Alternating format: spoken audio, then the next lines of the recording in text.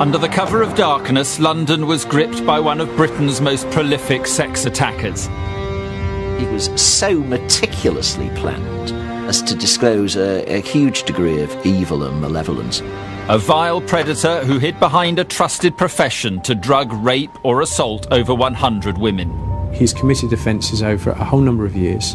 A whole range of people's lives have been seriously affected. We've got out of the main sort of centre of London and I just started feeling very nauseous and very sick. I knew something wasn't right. His crimes went undetected, baffling police for over 5 years. Because they were dealing with a black cab driver, he couldn't possibly have committed this offence. I had never dealt with a case with 102 victims. I very much doubt many detectives have. This is the shocking case of the black cab rapist. –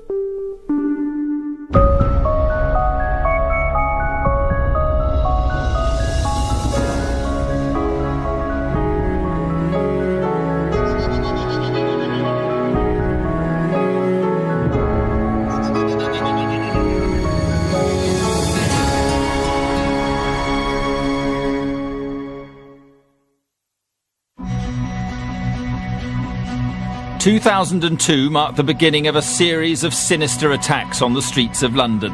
Appalling crimes which went unsolved for 5 years. It would result in the conviction of Britain's most prolific serial sex attacker. On almost every night of the year in the centre of London, people jump into one of 25,000 black taxis for a speedy and safe journey home. Black cabs are well regulated. They do have a very good reputation. At that time there was a lot of publicity around don't use a minicab, don't use an unregulated cab, use a black cab.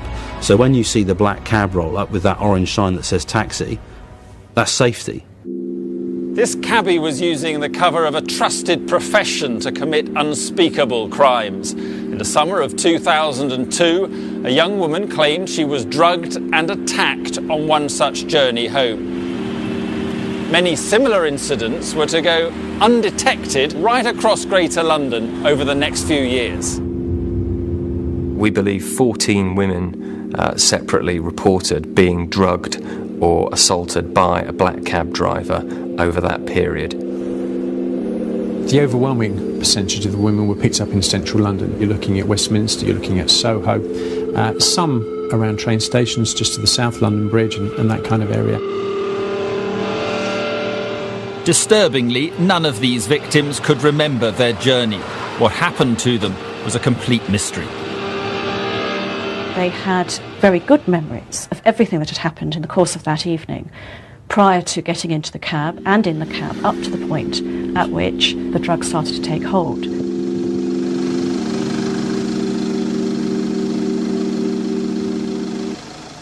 The striking features in this case is how few victims actually came forward at the time.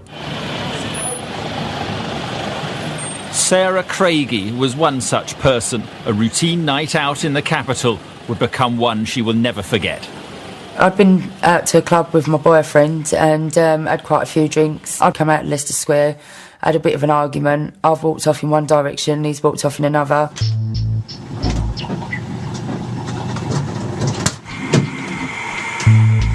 Went to the first taxi and asked him how much it would be to get a cab back to Dagenham.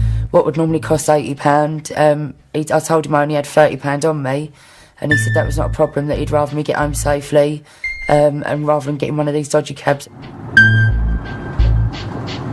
I just thought because he was a licensed black taxi driver that he was looking out for me. As Sarah's journey began, everything seemed normal, but her cabbie's conversation would prove to have a familiar ring. Then as we were sort of driving out of London, that's when he told me that he'd won at the horses and did I want to help him celebrate. He told me he had champagne, vodka, whiskey, and I just asked for a soft drink and he gave me a can of Coke and passed it through the window and it was open. We'd got out of the main sort of centre of London and I just started feeling very nauseous and very sick. I knew something wasn't right. Barely managing to remain conscious, she attempted a cry for help. I texted my boyfriend and I just said to him, I know we've had a big argument, but I need you to meet me, something's not right. Having driven outside the city, the driver informed Sarah he needed to pull over for a toilet break. I thought it was a bit strange because I've never had that before with a black taxi or any taxi. It was like quite a secluded housing estate. I was sitting there for about, I'd say it was a couple of minutes, and then the next thing he'd opened the back door next to me and got in beside me.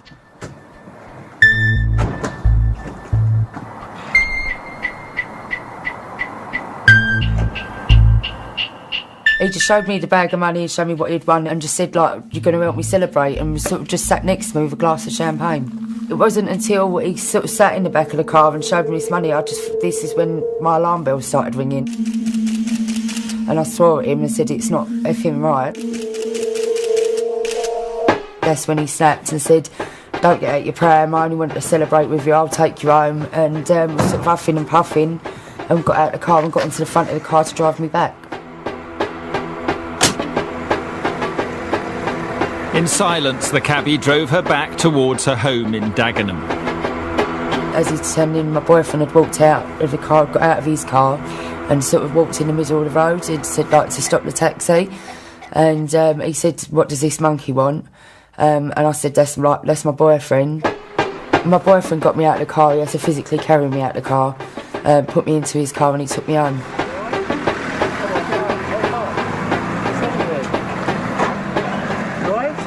And I woke up the following morning and I felt so ill. I felt like all disorientated, as I say, very sick. And that's when I phoned my parents and told my parents what had happened.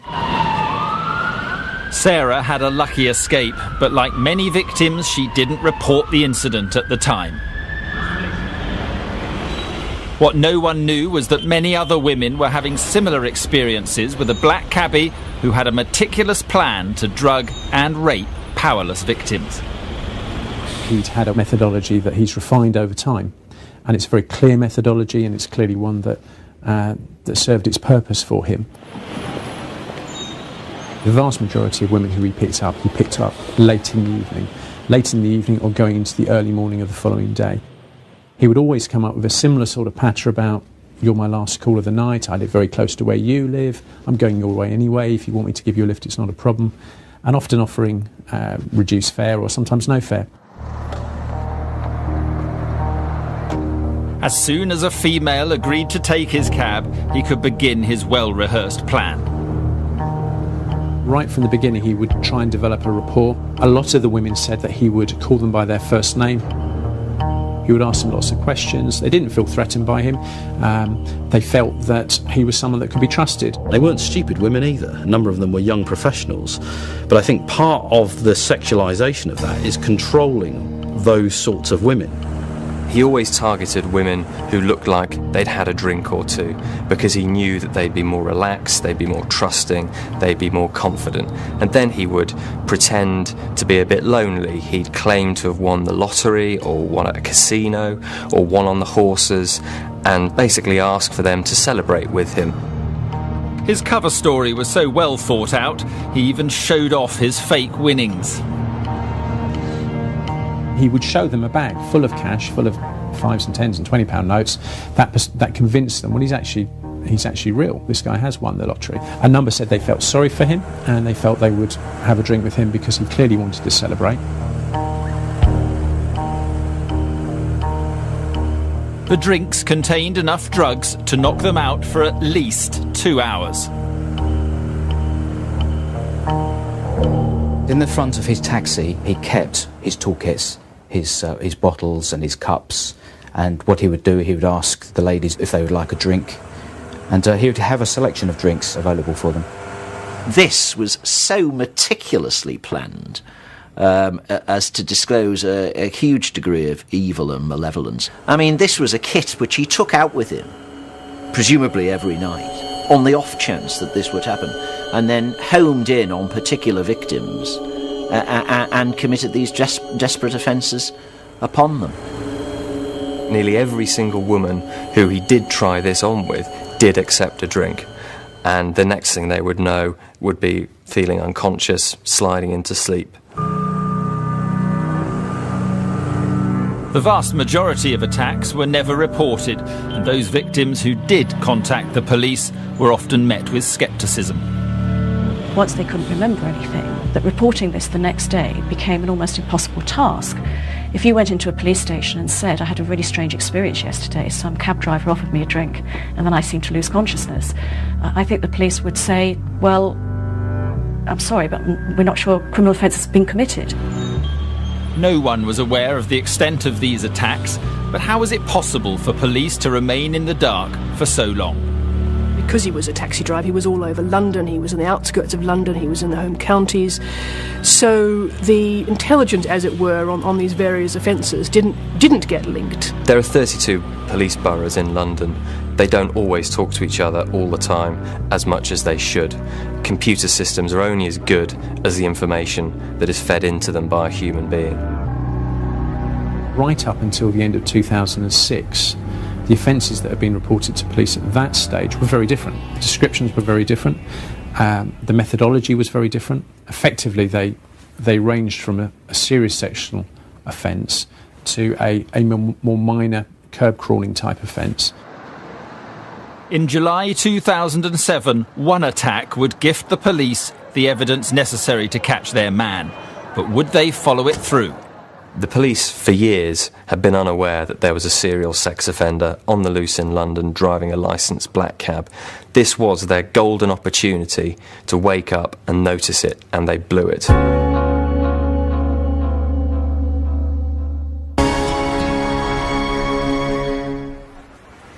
From the summer of 2002, a number of attacks were being perpetrated on women across London. Little did anyone know, but there was a serious sexual predator on the loose with the perfect cover, a black cab. In July 2007, an attack with all the usual hallmarks was reported, but this time a vital piece of evidence was gifted to the police. A student from Greenwich University picked up a black cab in the West End of London. She was offered and accepted a drink from the driver. Her friends had said that she hadn't been drinking. She herself had said she hadn't been drinking, or certainly not in any significant quantity. And yet clearly she was hugely intoxicated by the time she got to her home address in Greenwich. The last thing she remembers is drinking in the back of the cab. She had no memory of anything else until the next day. This is the first time that a black cab driver had sort of come into the frame, as it were, for an offence. Once Greenwich police were contacted, 2 officers investigated her story, but she claims they didn't take her allegations seriously. There was a kind of mindset there where, because they were dealing with a black cab driver, he couldn't possibly have committed this offence. Police then seized CCTV footage from outside her halls of residence. You could see the lady in question walking on the CCTV away from the cab and then up towards where she lived. And she was clearly unsteady on her feet, and clearly something had happened to her. This footage would provide police with a vital piece of evidence. From the licence plate of the taxi, they finally identified a suspect. A cabbie with no previous convictions, 50-year-old John Worboys. They had the chance to kick in John Worboys' door and search his house and catch him without warning. Instead, they knocked on the door, got no reply, and walked away. As a result, John Worboys turned up 24 hours later at a police station, forewarned and forearmed with a solicitor. But this wasn't the only failing. Police were to make a catalogue of errors. The officers considered carrying out a search of his taxi and his home, and they decided against it. And they thought, well, if he had anything, he would have got rid of it by now. When Worboys was identified and he was interviewed, he wasn't challenged about it. And he was never re-interviewed after the victim had made a statement. So there were all of these discrepancies that might have been put to him, and actually weren't. The officers never got to grips with the toxicology results, which showed an unexplained sedative in his victim's bloodstream. What you sense is there was a golden opportunity to have caught this sexual predator much, much sooner than they did. Police had totally failed to seize their golden opportunity, and Worboys slipped through the net. But who was this elusive cabbie? John Worboys was a single man who lived alone in Rotherhithe, South London, overlooking the banks of the Thames. Worboys was almost a con man in many ways.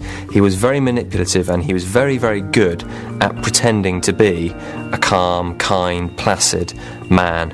And I think many of the young women who got into his cab thought of him as the archetypal black cab driver. Most of his female friends all describe him as the perfect gentleman. He'd stand up the moment a woman walked into the room. He'd send birthday cards, even to ex-girlfriends. He was that kind of very thoughtful man, at least on the surface. This very much is someone that is very obsessionally predatory and is able to come across as quite avuncular, quite a nice guy, someone's dad. In his early life, Worboys had an obsession for female company and made the decision, aged 30, to embark on a career which would give him access to women he desired. He turned to stripping in the sort of mid-80s and was initially very successful. He did it under the name Terry the Minder. He danced to the music from the Dennis Waterman show, and he was earning up to £1,000 a week. One of the normal guys, nothing out of the ordinary, bit out of shape and not your typical male stripper, in my opinion. All the other guys round about then in their prime sort of trained a lot, and John didn't look like he sort of done a lot of that. I first met John, I actually booked him for my niece for her 21st birthday party as a surprise. And as you guess what, I'm one of them silly strippergrams, right? Now, ladies and gentlemen, I'm rather a big boy, so when I do get it out, duck your head, it's like a Dalek. It's from side to side. He came in dressed as a dirty old man. He always came out dressed like that, because when the girls actually saw him like that, they used to sort of shy away from him. Will you be gentle with me, because I'm more scared of you than what you are of me, right? But then once he took his, balaclava off and his clothes, and he realised how good looking he was, then they were completely different. All the girls thought he was absolutely fantastic, because he was a comedy stripper. He wasn't a serious stripper.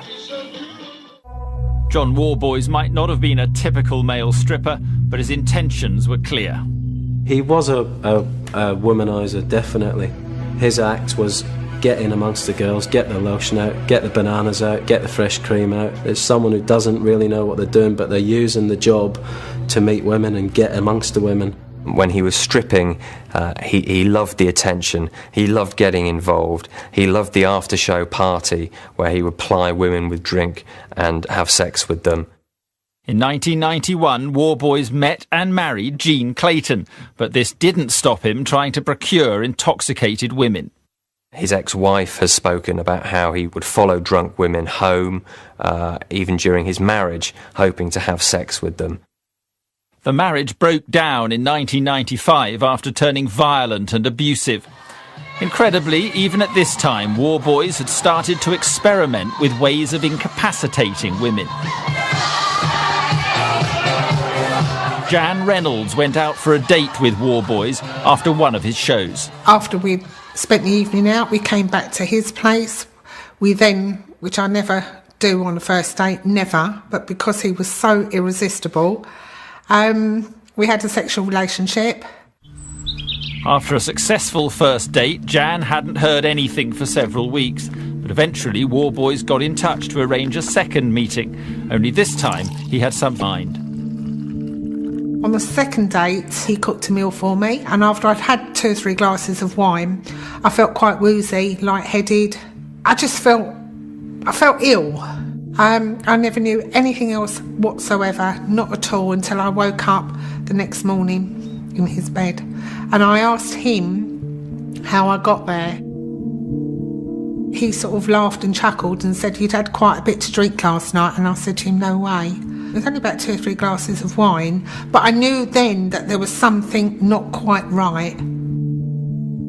I felt very angry, very ashamed going home on the bus, to think that he could have done something to my drink. I would suspect there are many other instances in the early part of that offending history where he tried various routines out on women until gradually they were more and more refined and got more and more specific and more effective, essentially. I mean, practice makes perfect, if you like. Worboys was honing his methodology, but at the same time, work as a stripper became harder to come by, and with it, his easy access to women. Over time, his looks faded. He got older, and the money dried up, and also the access to women, particularly drunk women, dried up. It must have been a bit of a blow to John. His phone probably stopped ringing. He's probably missed it like hell, the attention. In desperation, he began to finance and star in low-budget porn films from a flat he owned in Bournemouth. Neighbours at the time who remembered a string of women sort of turning up at this flat without an explanation, very strange sounds coming from inside. In 1996, Worboys decided to change careers. A job which would give him access to the females he craved. He began training to become a black cab driver. What is entirely plausible in this case is, as you have with some paedophiles who will go into employment with the specific aim of using that as a direct conduit to victims, it wouldn't surprise me at all if Worboys saw becoming a black cab driver as a very opportune employment device to procure specific types of victims. One sense that it was his whole life, that his whole mission was not necessarily to be a taxi driver and earn proper money, but to use his employment in order to satisfy his perverted lust. Worboys had seemingly embarked on a job which gave him one-on-one access to the type of females he desired. But how was it possible for him to get women to do what he wanted? Mr. Worboys was not an aggressive man. He was an extremely mild-mannered man. To achieve his aims, he was never going to run up behind somebody and drag them off the streets. So therefore, to achieve his aim, which was sexual, he had to think up a way in which his victims were going to be complicit in what he wanted. Most rapists want some form of reaction from their victims. I think what is quite unusual about Worboys is he wanted pretty much prone, unconscious victims. So no interaction or reaction at all at either a physical level or an emotional level. John Worboys had been experimenting with drugging women and had discovered a potent cocktail using easily obtainable over-the-counter pharmaceuticals. One drug was used. In some cases, more than one. There'd been a combination of two drugs. One of those was an over-the-counter medication for insomnia. The other would be a prescription-only drug. The amount of alcohol with those two drugs, the combination effect, effectively, for a number of women was very, very severe. Not only did it make them totally incapacitated in the cab and completely unconscious, but very sick the following day. And that, of course, is the seriousness of the crime, that for a whole number of women, they're not sure what happened to them in the back of that cab. Worboys' first known offence was in 2002, but 5 years later, there was no sign of him slowing up. More and more victims at the mercy of this cabbie and his drugged drinks. One woman was to experience just how potent Worboys' drug cocktail was. After a night out with friends in West London, she was making her way home. She's prepared to speak, but doesn't want to reveal her identity. This black taxi pulls up beside me, and it was a really strange thing because I hadn't hailed it, but I just got in it. He immediately kind of went into this rant about, you don't want to get into a minicab, I saw you, I thought it's late, you're on your own, you look like a nice girl. He said that several times, you look like a nice girl, you seem like a really nice girl. He started telling me about this win that he'd had, and then I remember he sort of put his hand down to the left and sort of pulled up this wad of cash, and I really remember it being a lot of money, but it didn't register with me as sinister at that point. I just remember thinking, oh, I'm going to tell my mates about this tomorrow. They won't believe I've had this crazy taxi driver. He'd been waiting to kind of celebrate with someone, hadn't had anyone to celebrate with, and he wondered if I wanted to drink. I thought, yeah, I'll have a drink.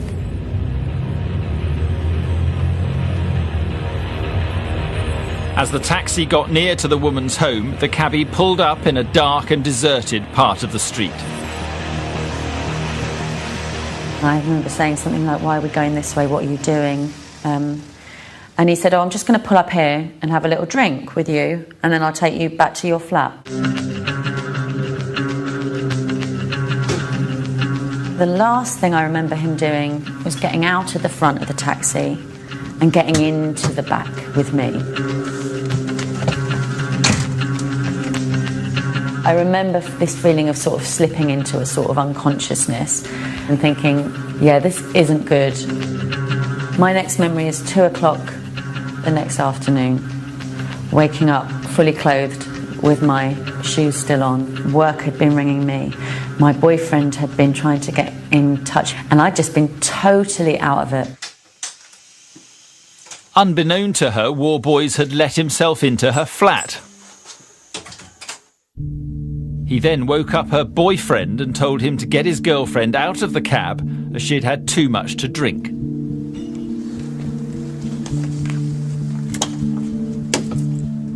I'm pretty sure that nothing happened to me in the back of the taxi. I can't be 100%. Partly because I woke up fully clothed. I had tights and knee-high boots on, and they didn't appear to have been interfered with in any way. She was unconscious for over 10 hours, but the drugs may have had an unintentional side effect that deterred Worboys from carrying out an attack. What was really strange to me when I woke up the next day is that I realised that I'd wet myself. My boyfriend actually told me that I'd wet myself in the back of the taxi. Obviously, it was definitely down to the drugs that he'd given me, but could have been what saved me from something a lot worse, I think. Despite this, her experience at the hands of Worboys still haunts her. If anything traumatises me, it's the fact that it was such a hugely risky situation where so much more could have gone wrong and so much more could have happened to me. And I could have been seriously hurt. I'll never know what happened to me in the back of that taxi.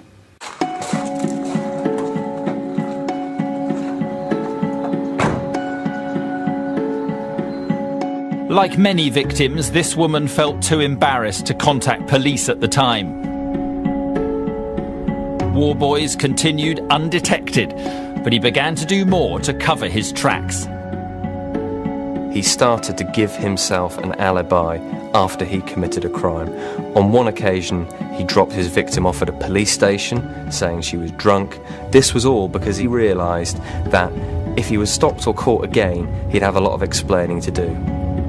I don't think there is any indication that he'd slowed down in his offending. Gradually over time, if you're not getting caught, there's no particular or evident repercussions, you'll repeat it. If it's effective, you'll do it again and again and again and again. It might get more specific, but it also might get more audacious. Despite his numerous attacks, police were still unaware there was a serial sex attacker. In December 2007, all this was about to change. There was evidence for a number of the women that they'd been drugged. There was evidence that they'd been sexually assaulted. But only in one case did the evidence amount to a woman having a recollection of rape having actually occurred.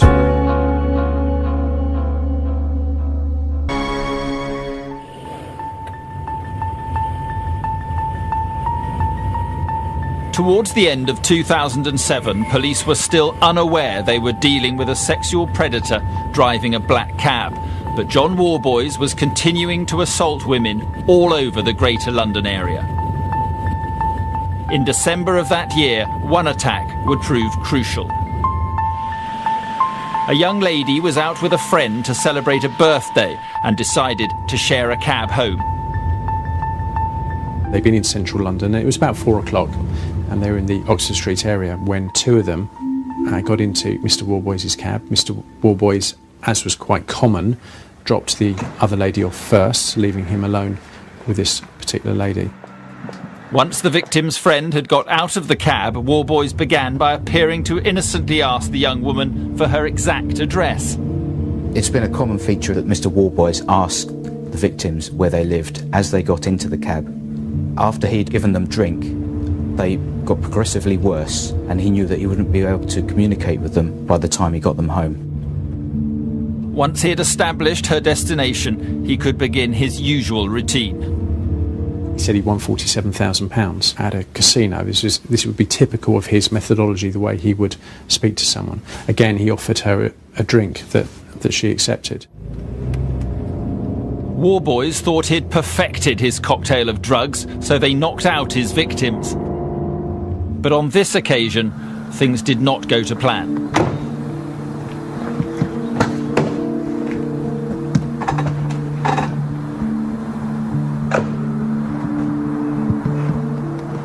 She, in fact, came to very, very briefly in the back of the cab.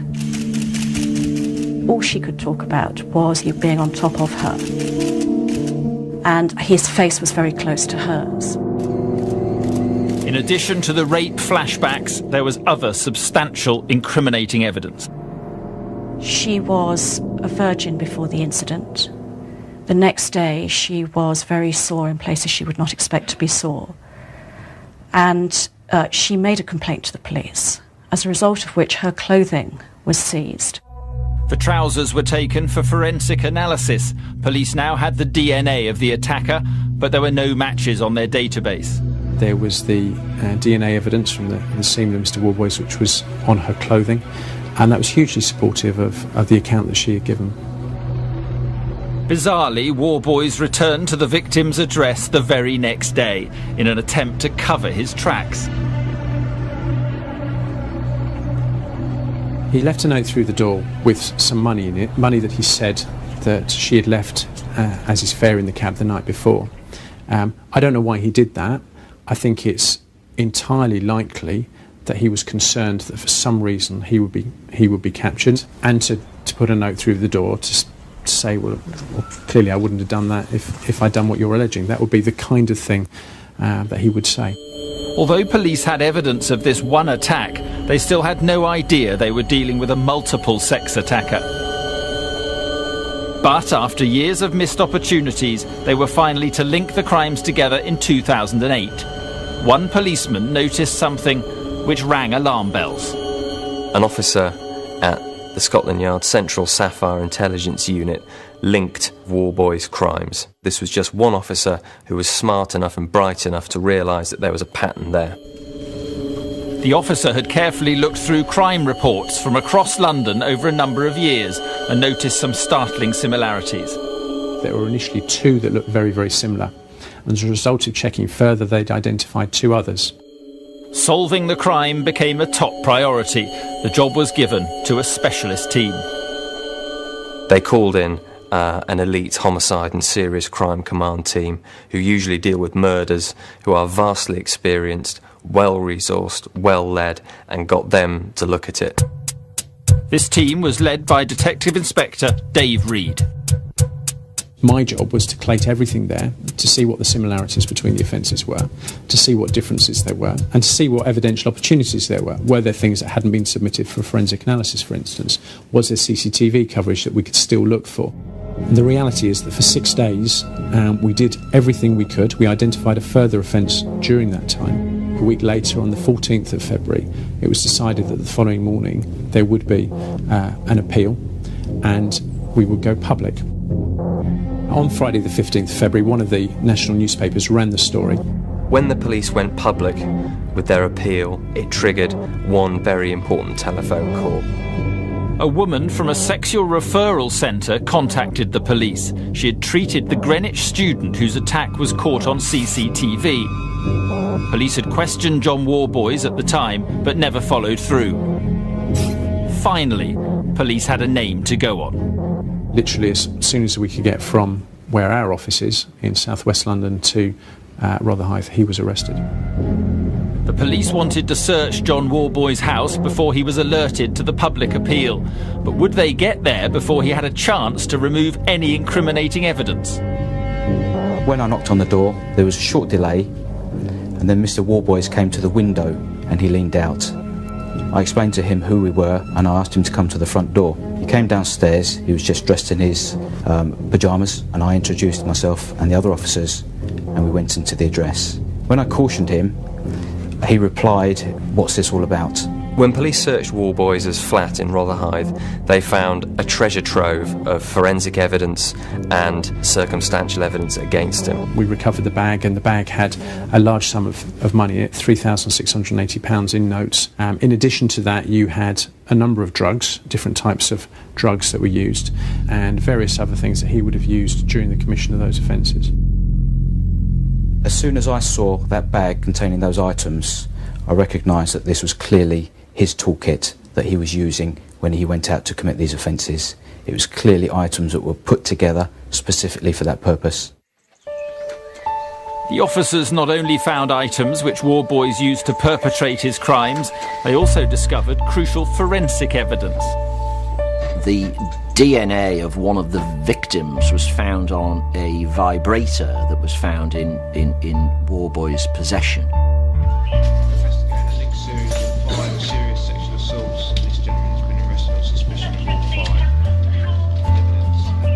Worboys was so prolific that even on the morning of arrest it would come to light he had attacked and sexually assaulted what would prove to be his final victim. Mr. Worboys was still committing offences right up until the time he was arrested. It meant that in a wardrobe in his bedroom were found cups. The cup had the DNA of the last complainant on it and a combination of 2 sedative drugs in the dregs at the bottom of the cup. Police knew John Worboys was the prime suspect in 5 attacks, but were unaware of the extent to which he had sexually assaulted women since he became a cabbie in the late 90s. Police had to charge the first initial group of victims for the simple reason one couldn't bail a man like Worboys, and there certainly was enough evidence to charge him with them offences. But we were always telling the court and the defence solicitors that there would be almost certainly more charges to follow. Police were in a race against time to build up the entire picture of Worboys' crimes and gather as much evidence as possible. As soon as this story became public, there may well be a number of other women who would come forward and tell us of their experiences. The case received widespread media attention. Police braced themselves for a response from more women. The taxi driver police are hunting is a serial sex attacker who's struck at least 5 times. It is a very frightening thing. Black cabs in London have a well-established reputation. They are very, very safe. We had a 24-hour hotline set up, staffed by officers who were specifically trained in these type of offences so that they could record all of the details. The investigation team was inundated with calls, and before long a staggering 83 women had been linked to the black cab rapist. It's very unusual to get this number of victims in any case, let alone a case involving such horrible offences such as these. Police held a huge number of identity parades to establish Worboys as the driver. There were an awful lot of identification parades held because, quite amazingly, even though some of the offences were a couple of years earlier, many of the complainants said that they would be able to identify the taxi driver. 26 out of 60 women who went on identification procedures identified Mr. Worboys, which is a very high number. The trial was due to begin in February 2009, but because Worboys had drugged his victims, would they be able to recall enough to convince a jury? It was extraordinarily difficult here because of the fact that the victims, in the main, were unable to remember a great deal, and that in many of the cases they were only making a complaint months, in some cases years, after the incident took place.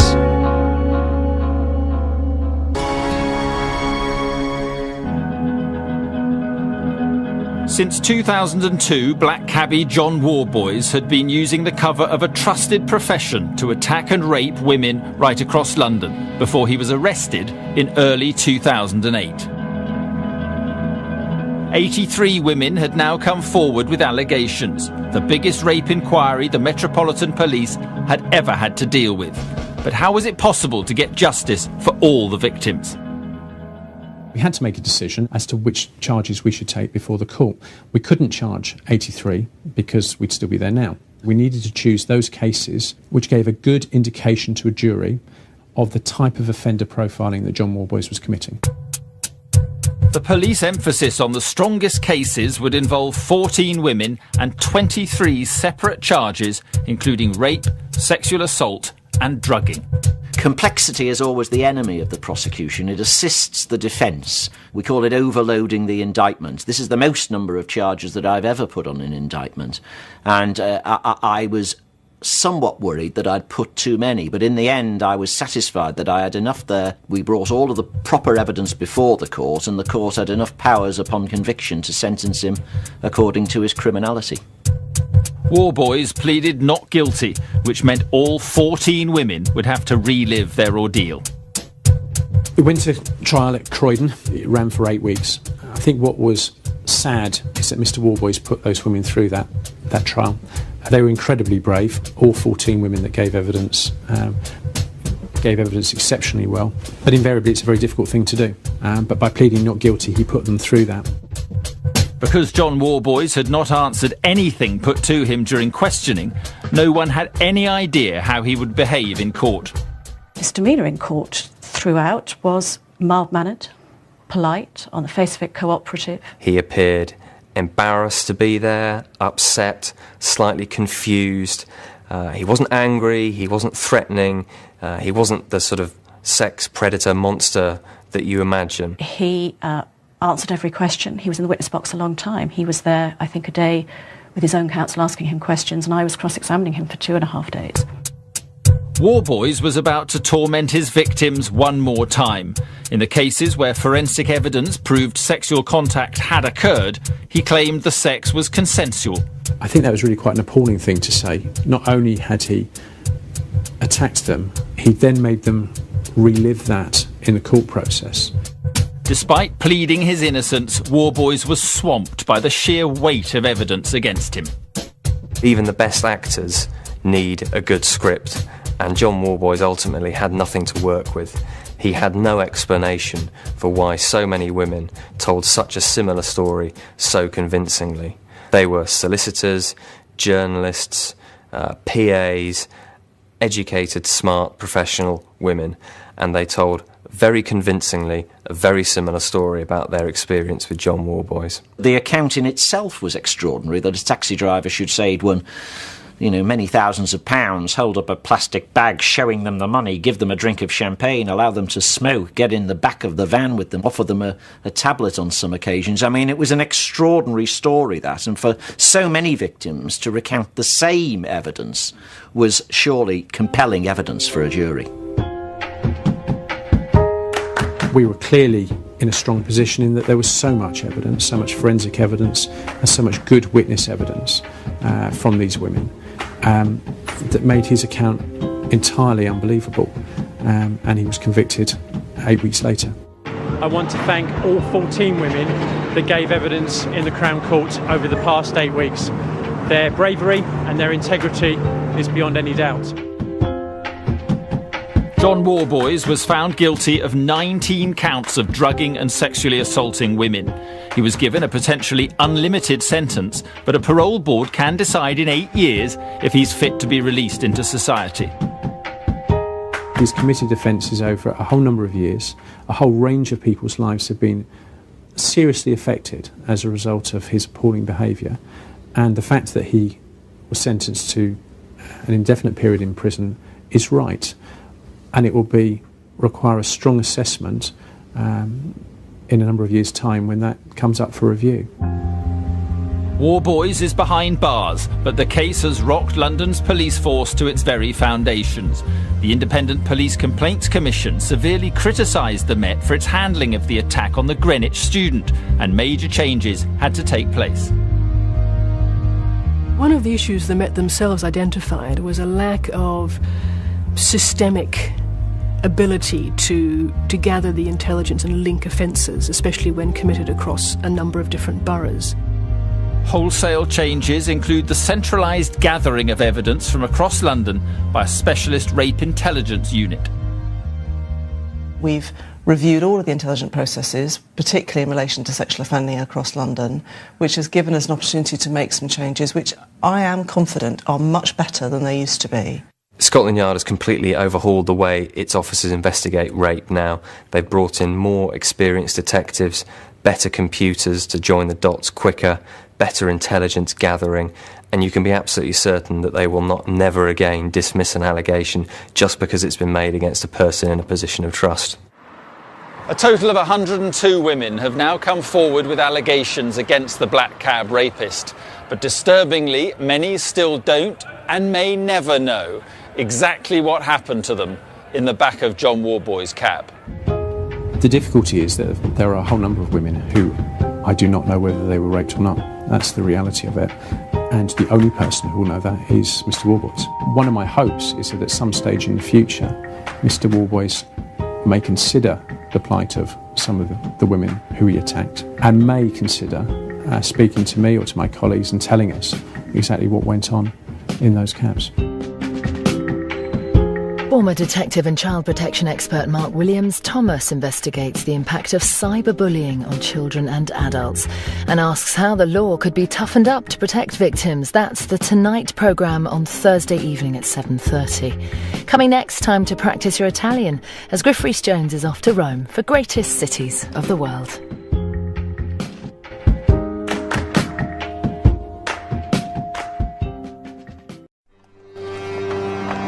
Under the cover of darkness, London was gripped by one of Britain's most prolific sex attackers. It was so meticulously planned as to disclose a huge degree of evil and malevolence. A vile predator who hid behind a trusted profession to drug, rape or assault over 100 women. He's committed offences over a whole number of years. A whole range of people's lives have been seriously affected. We've got out of the main sort of centre of London and I just started feeling very nauseous and very sick. I knew something wasn't right. His crimes went undetected, baffling police for over 5 years. Because they were dealing with a black cab driver, he couldn't possibly have committed this offence. I had never dealt with a case with 102 victims. I very much doubt many detectives have. This is the shocking case of the black cab rapist. –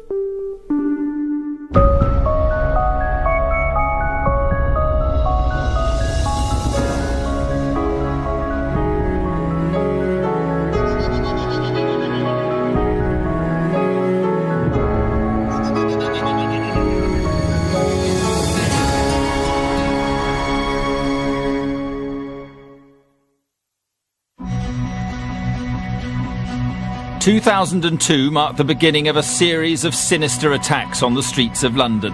Appalling crimes which went unsolved for 5 years. It would result in the conviction of Britain's most... Very sick. I knew something wasn't right. Barely managing to remain conscious, she attempted a cry for help. I texted my boyfriend and I just said to him, I know we've had a big argument, but I need you to meet me. Something's not right. Having driven outside the city, the driver informed Sarah he needed to pull over for a toilet break. I thought it was a bit strange because I've never had that before with a black taxi or any taxi. It was like quite a secluded housing estate. I was sitting there for about, I'd say it was a couple of minutes, and then the next thing he'd opened the back door next to me and got in beside me.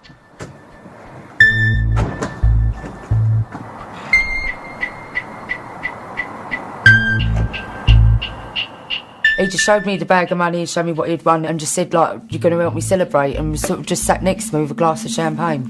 It wasn't until he sort of sat in the back of the car and showed me this money, this is when my alarm bell started ringing. And I swore at him and said, it's not effing right. That's when he snapped and said, don't get out your pram, I only want to celebrate with you, I'll take you home. And sort of huffing and puffing and got out of the car and got into the front of the car to drive me back. In silence, the cabbie drove her back towards her home in Dagenham. As he turned in, my boyfriend had walked out of the car, got out of his car and sort of walked in the middle of the road. It started to take hold.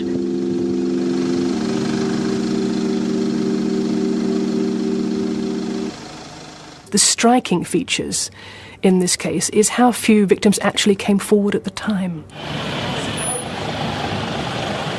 Sarah Craigie was one such person. A routine night out in the capital would become one she will never forget. I'd been out to a club with my boyfriend and had quite a few drinks. I'd come out of Leicester Square, had a bit of an argument. I've walked off in one direction, he's walked off in another.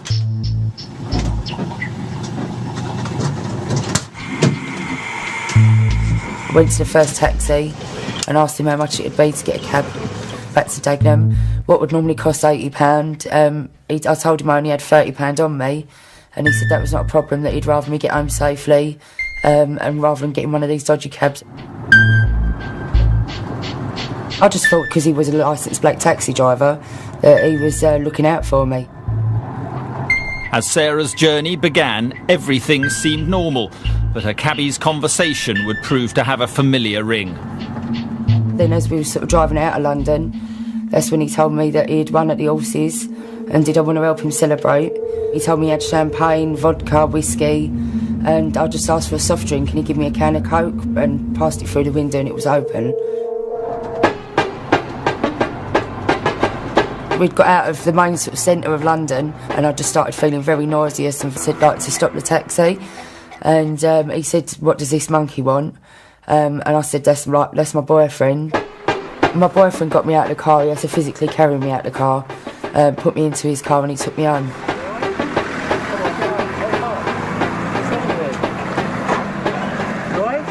And I woke up the following morning and I felt so ill. I felt like all disorientated, as I say, very sick. And that's when I phoned my parents and told my parents what had happened. Sarah had a lucky escape, but like many victims, she didn't report the incident at the time. What no one knew was that many other women were having similar experiences with a black cabbie who had a meticulous plan to drug and rape powerless victims. He'd had a methodology that he's refined over time, and it's a very clear methodology, and it's clearly one that served its purpose for him. The vast majority of women who he picked up late in the evening or going into the early morning of the following day. He would always come up with a similar sort of patter about, "You're my last call of the night, I live very close to where you live, I'm going your way anyway, if you want me to give you a lift it's not a problem," and often offering reduced fare or sometimes no fare. As soon as a female agreed to take his cab, he could begin his well-rehearsed plan. Right from the beginning, he would try and develop a rapport. Prolific serial sex attacker. On almost every night of the year in the centre of London, people jump into one of 25,000 black taxis for a speedy and safe journey home.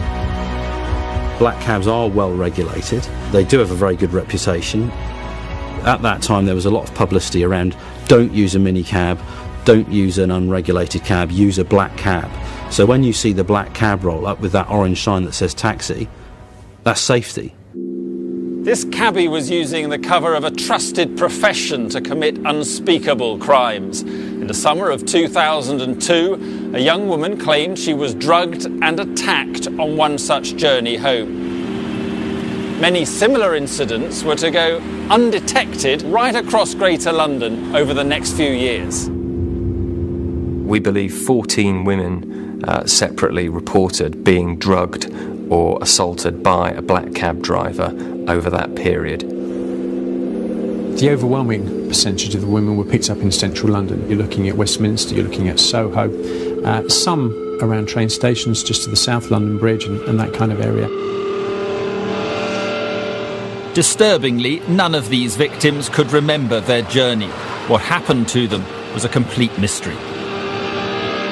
They had very good memories of everything that had happened in the course of that evening, prior to getting into the cab and in the cab up to the point at which the drug